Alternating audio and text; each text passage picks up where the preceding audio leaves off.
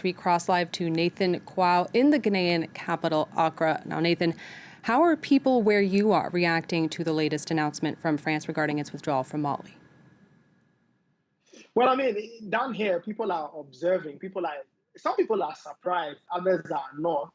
But the greater reaction across the table is that some people are very worried, or lots of people are very worried as to what this will mean for the West African sub-region. Countries who, previously would not have been thinking about security, now all of a sudden have to think about how to defend themselves, have to dedicate more money to a security budget. They now have to try and get their armies or soldiers or security architecture ready for any potential problems that could happen from jihadists and jihadist activity and all of that. So the reaction, like I said, partly surprising, partly not, but the general or the uniform tone is that a lot of people seem to be more worried than ever that the situation could spill over and get into the Gulf of Guinea area of West Africa.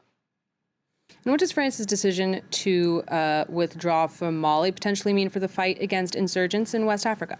Tell us more.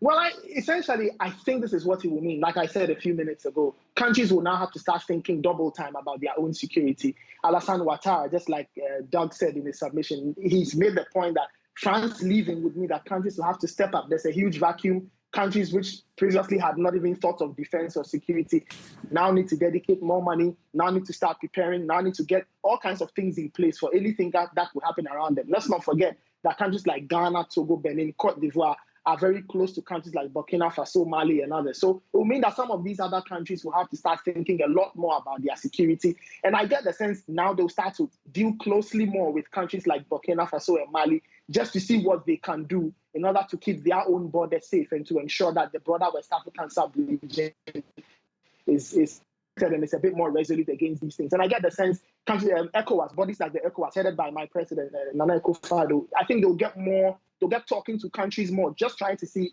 what it is that they can do to make sure that the West African sub-region is ready and it's potentially kind of shielded from any further activities of insurgencies or the jihadists that, these things that are happening in Mali, Burkina Faso, and other countries in West Africa.